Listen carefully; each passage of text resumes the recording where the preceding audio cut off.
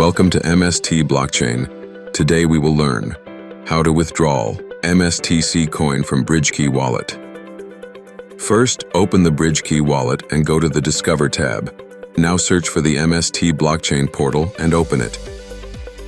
Next, click on the three-line menu in the top right corner. Then tap on Click Here to log in.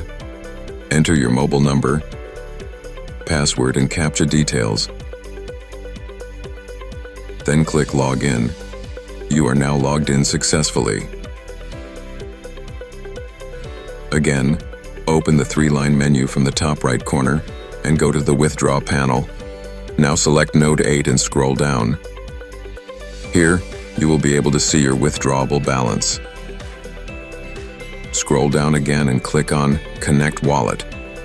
Select Browser Wallet, and your wallet account will appear.